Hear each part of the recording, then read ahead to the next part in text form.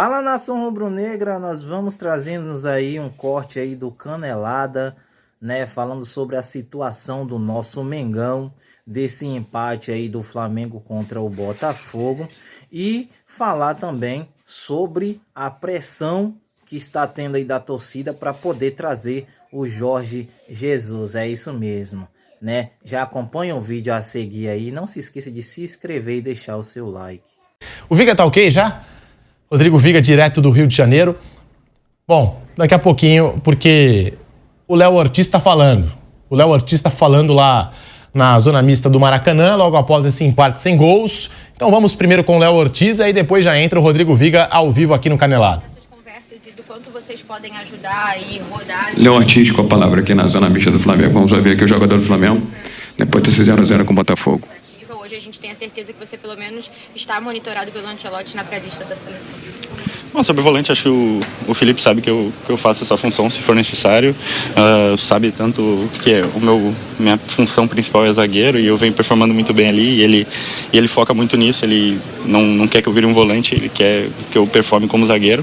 Mas ele sabe que em alguma oportunidade hoje teve o acaso de ter as duas lesões do Eric e do Alan e a expulsão do Gerson também no mesmo jogo. Então acabou que haveria essa possibilidade caso algum dos volantes sentisse alguma coisa. E aí foi o caso do Nico também ter que sair e aí surgiu a possibilidade, né? Assim como o Danilo também era um cara que poderia fazer, que treinou em alguns momentos ali. O Varela acabou entrando também quando eu já estava esgotado ali de fazer a função. Então acho que eu estou preparado para fazer qualquer função, como eu sempre falei aqui, para ajudar o Flamengo. Eu vou jogar em qualquer posição que precisar, no que for necessário. E sobre a lista, cara, feliz por estar mais uma vez presente lá. Acho que também é fruto do que eu construí ali, do que eu construí no dia a dia lá. As pessoas que estão lá me conhecem, sabem do meu futebol, sabem de como eu sou como pessoa também, então acho que é importante. Talvez ele tenha já procurado conhecer mais todos os jogadores aqui do Brasil. E feliz por mais uma vez e vamos ver agora, esperar a convocação para ver se eu vou estar lá de novo. Valeu, aí o Léo Ortiz. Até perguntei para ele, viu, meu caro Pedro, se o Palmeiras era o adversário a ser batido. Ele, por enquanto, não reconhece essa virtual ou evidente superioridade da equipe do Palmeiras sobre o Flamengo, pelo menos em termos de número de competição, de competitividade e também de resultado, viu, Pedro? Mas é essa, hein, Viga? Tá triste hoje? Não, rapaz, é que o sábado foi muito agitada, né? E aí, quando a gente tem que beber muita água de coco, muita água para se reidratar, para se recuperar, Pedrão. Você tá achando que tem a ver com o resultado, com 0-0? Nada disso. Rigorosamente, nada disso. Eu já pegando o gancho aqui, Flamengo 0, Botafogo também 0. Rodrigo Viga, a sua análise do que foi esse jogo no Maracanã. O torcedor do Flamengo que tinha expectativa em cima desse clássico, era um jogo importante, né? O Flamengo decepciona o seu torcedor. Tô vendo muito flamenguista aqui revoltado em rede social. Acabei de ver um vídeo do Pilhado, inclusive, né? Daquele jeito, nosso Pilhado. Então eu quero saber a sua análise do que foi essa partida. 0 Flamengo, 0 Botafogo. O Flamengo hoje, meu caro Pedro, boa noite para você, pro Bruno, pro Flávio, para todo mundo que está nos acompanhando, nos ouvindo, nos assistindo nas nossas plataformas. Ele entrou já sem sua fertilidade natural, né? Que recai sobre basicamente dois jogadores, Gerson e Arrascaeta e Gerson. Aí um time que já na criatividade ficou muito comprometido, muito desfigurado, e a segunda etapa me preocupou bastante, porque quando você viu ali a necessidade de mexer peças, de rodar, dar minutagem ou substituir jogadores que estavam esgotados, você viu um Flamengo meio bagunçado, meio desorganizado. Eu até achei que o Botafogo poderia fazer o seu gol no segundo tempo, porque parecia um time mais inteiro fisicamente, mais organizado e mais equilibrado.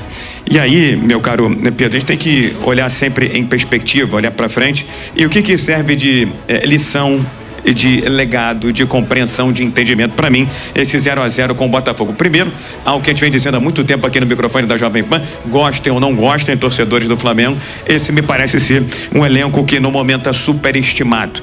Jogadores que custaram muito caro, 70, 80, 85, 90 milhões de reais, mas não conseguem entregar, dar o retorno necessário. Que jogadores são esses? Cebolinha, exemplo clássico, porque vive reivindicando, pedindo presença no time titular, quando não está lesionado, quando não está machucado, e no jogo de hoje a gente viu o que o Cebolinha pôde entregar ao time do Flamengo. Outra máxima que precisa ser derrubada, viu, meu caro Pedro, ouvinte, espectadores internautas da Jovem Pan, a de que o Pedro tem que ser titular imediato, absoluto, a qualquer hora, a qualquer momento. Não, Não, ele nitidamente tá fora de forma, viu, Pedro? Tá tentando recuperar a sua forma física. E por último, o Luiz Araújo, que é muito reivindicado por alguns torcedores, por parte da imprensa, é o que nós vimos hoje aqui no Maracanã. Jogador que tem intensidade, que tem velocidade, mas na hora que se precisa dele, na hora da decisão, da finalização, na hora de tirar o 10, ele não é o Messi, é apenas o Luiz Araújo, viu, meu caro Pedro? Eu ouvi até nos últimos dias aí que quando o Arrascaeta joga, o Pedro não joga. Quando o Pedro joga, o Arrascaeta não joga, né?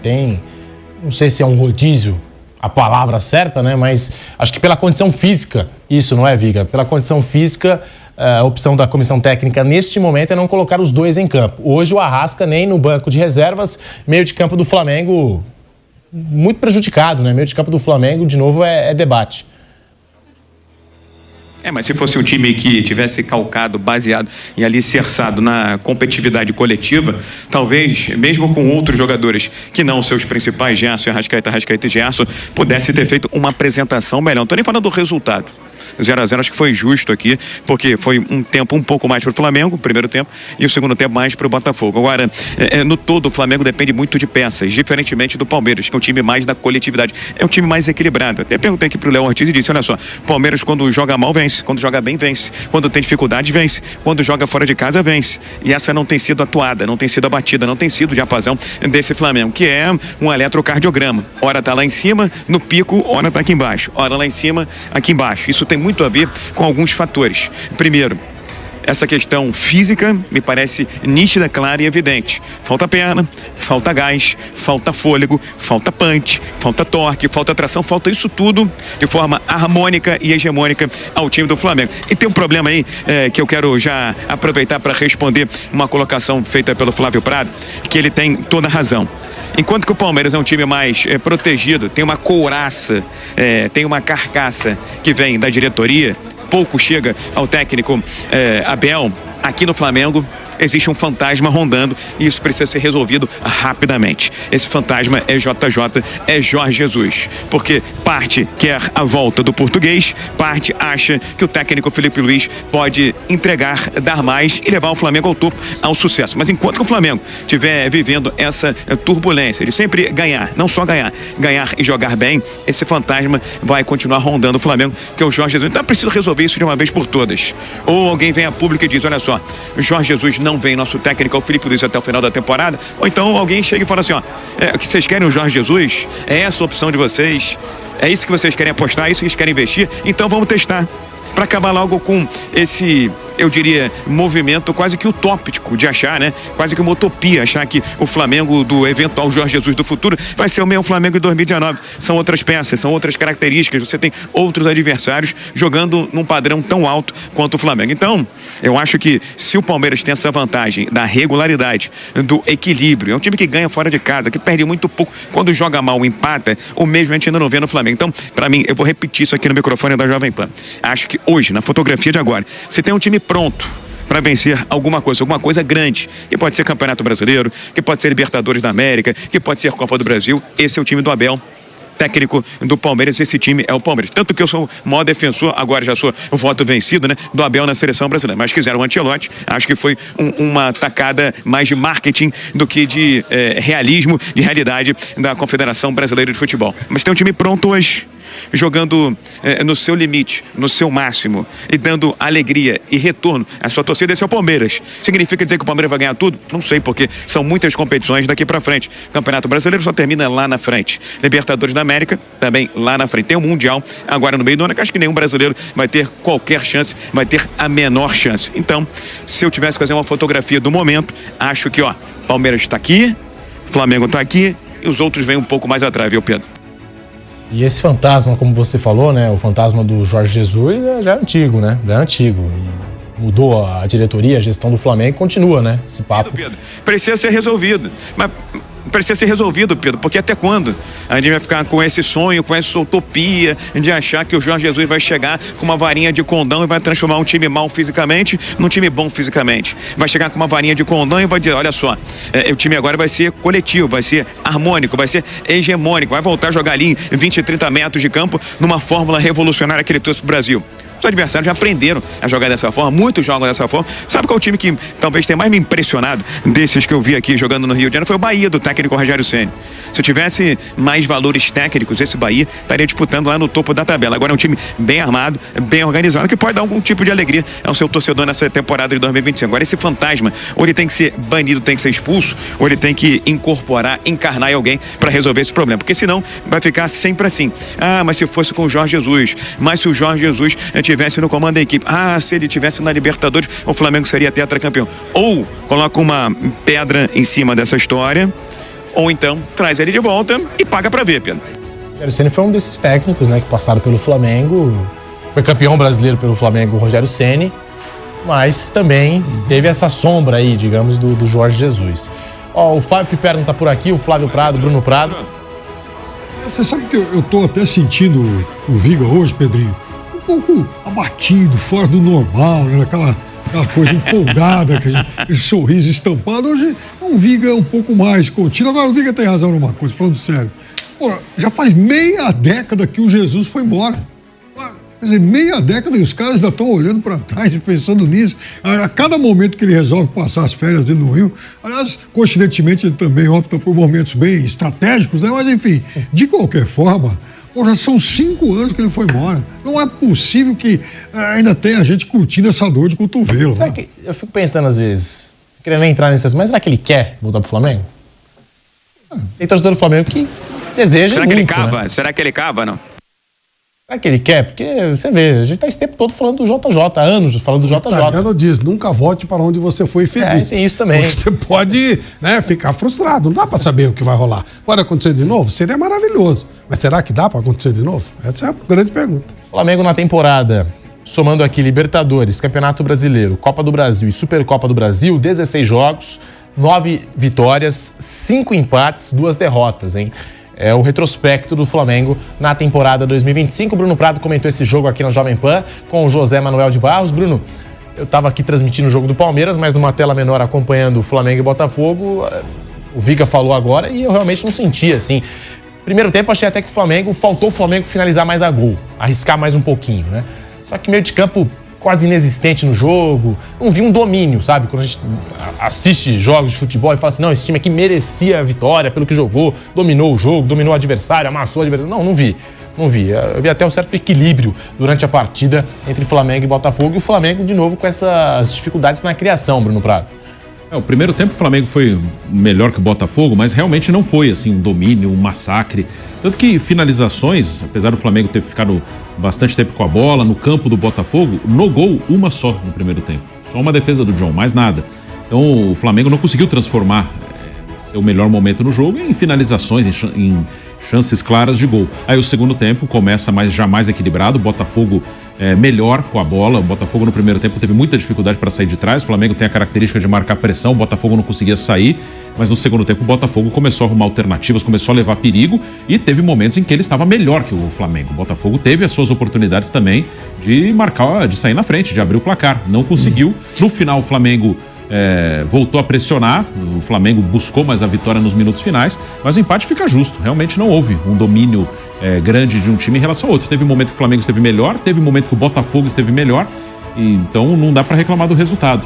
A questão do Flamengo, o elenco, é lógico que é um elenco muito bom, mas isso que o Viga falou até do elenco ser superestimado em alguns momentos, eu falo isso aqui muitas vezes, e não só do Flamengo, acho que de praticamente todos os times do futebol brasileiro, porque hoje se gasta muito dinheiro aqui no Brasil. O futebol brasileiro, ele hoje trabalha com valores muito altos, e aí dá a impressão de que o jogador que chega nesse valor alto, né, contratado com alto salário ou com pagamento de multa ou da compra do atleta em relação ao seu antigo clube, parece que chegou um gênio, chegou um cara que vai resolver tudo. E não é assim.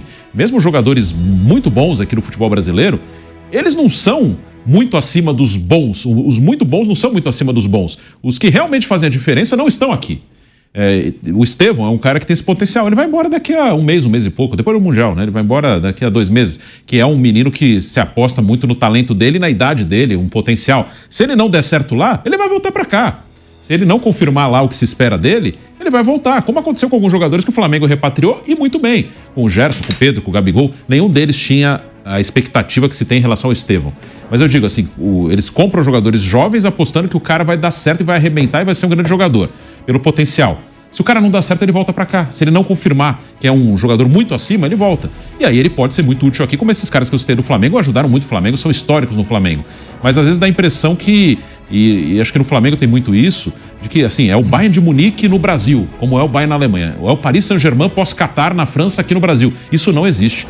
Não existe isso aqui no futebol brasileiro. Até porque, apesar de hoje o Brasil ter mais dinheiro, ele ainda, mundialmente, ele exporta. Ele é comprador na América do Sul. Ele compra os melhores que estão aqui na América do Sul, que a Europa não quis. Mas, mundialmente, ele exporta. Ele não traz os principais jogadores do mundo para cá. Flávio Prado tá aí. Flamengo 0, Botafogo também 0 no Maracanã. O Palmeiras vai abrindo vantagem na liderança e o Bruno falou aí do Flamengo, concordo, né? Se cria assim uma obrigação, né? Como se o Flamengo tivesse que dar show em todos os jogos, né? E não é de hoje, isso já faz tempo que tem isso lá pelos lados do Flamengo, Flávio. Então, isso gera uma cobrança enorme, porque isso não é filtrado, né? Isso chega com tudo nos jogadores. Eu fico imaginando essa atenção, essa coisa maluca, né? Essa paixão desenfreada, achando que vai jogar como jogou em 2019, e isso é quase impossível ser repetido com Jorge Jesus, sem Jorge Jesus, com qualquer um. E não há uma filtragem. O que eu falo, o Palmeiras leva uma grande vantagem pela tranquilidade. Não acontece nada. Nada. O Palmeiras é totalmente blindado de tudo. Você viu, a Leila Pereira apoiou o futuro presidente da CBF. Aí perguntaram para ela, eu quis apoiar, acabou. Não tem muita conversa, né? Então é assim, não sei se fez certo ou errado, isso é outra coisa. Sim. Mas ela não tá nem aí. Ela tem uma segurança nas coisas que faz e ela blinda o time do Palmeiras. Isso faz diferença, Pedro. O Palmeiras joga tranquilo, o Flamengo não joga. Quando a coisa começa a ficar complicada, a gente nota uma tensão muito forte no time do Flamengo. Isso pesa, isso faz diferença na hora de se decidir. É o que está acontecendo agora. Cada jogo dessas duas equipes são jogos decisivos. Eu fico imaginando o clima para domingo. O Palmeiras, tranquilo, 4 pontos de vantagem, o Flamengo chegando aqui tendo que ganhar com a pressão que ele traz junto. Complicado. E se perder, fica 7 atrás. É muito pouco tempo para ficar tão longe de um adversário do nível do Palmeiras. E tá chegando aí também a Copa do Mundo de Clubes da FIFA, que você acompanha com a transmissão da Jovem Pan. Você vai acompanhar todos os jogos do Flamengo, do Palmeiras, Fluminense, Botafogo aqui no microfone da Jovem Pan. Tá chegando, né? E aí o Campeonato Brasileiro, os times que não estão envolvidos na Copa do Mundo de Clubes vão ter esse mês aí, né, de preparação. Cada um vai seguir uma logística e um cronograma aí, né? A CBF liberou, se o clube quiser até dar férias para os jogadores, pode dar férias, né? Mas, enfim, a gente vai seguir acompanhando no microfone da Jovem Pan. E, Viga, você citou o Palmeiras, que virou para cima do Bragantino. Agora o Palmeiras a 4 pontos do Flamengo e o próximo jogo, próxima rodada do Brasileirão, é Palmeiras e Flamengo aqui em São Paulo, Viga. E com uma questão bastante preocupante, né? Porque provavelmente vai ser mais uma vez um Flamengo bastante desconfigurado, um Flamengo longe da sua formação ideal. Vamos por parte, meu caro Pedro. Wesley hoje aqui recebeu o 3º cartão amarelo. Tá fora do jogo e vai jogar com o Varela. E é um nível bem mais baixo, embora o Wesley já esteja com a cabeça na Europa, tem jogado, voltou a ser o Wesley, motivo de cornetada, de reclamação, de crítica e de cobrança. Ainda mais quando o Gerson não está jogando. Esse é o problema número 1. Problema número 2, ali na volância, porque não se sabe ainda se Alan e Pulgar vão estar novamente à disposição do técnico Felipe Luiz. O menino, o Everton Araújo, ele até que é voluntarioso, mas não tem a mesma pegada, não tem a mesma batida nem do Pulgar, talvez nem do Alan, muito menos do Dela Cruz, que sobrecarregado que estava, acabou estourando hoje aqui. Então, esse é o problema número 3. Talvez não tenha o técnico Felipe Luiz, o jogador Dela Cruz, Nico Dela Cruz, no jogo de domingo contra o Palmeiras em São Paulo.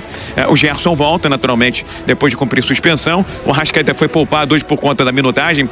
E aí eu quero chegar num ponto que eu acho crucial e fundamental para esse momento em que eu taxo, afirmo de forma categórica e sublinho. Hoje o Palmeiras é melhor, é mais equilibrado, é mais organizado, é mais time, está mais pronto para lutar pelas competições e eventual vencê-las do que o Flamengo. Porque você tem muitos jogadores vivendo ou uma fase ruim ou com problemas físicos. Isso sem falar nessa pressão exógena, externa, né? Ad eterna, que vem do Jorge Jesus, para cima agora do Felipe Luiz. Eventualmente no passado era em relação ao anterior, no futuro em relação ao próximo, enfim. Então, quem são esses jogadores? O Eren, como eu disse, tá muito mal, tá com a cabeça na Europa. Tem esse problema aí na volância, que eu não sei se o Felipe Luiz vai ter tempo de ajeitar, de ajustar. O Arrascaeta não é de hoje, ele é um jogador que fica ali lutando, peleando e brigando com a questão física, e hoje foi poupado por conta da minutagem. Você começa a olhar pro Screte, pra turma lá da frente, é aí que vem a grande preocupação, acho que do Flamengo. O Pedro, nitidamente fora de forma. Pra que eles ficam pedindo, pelo amor de Deus, Pedro como titular?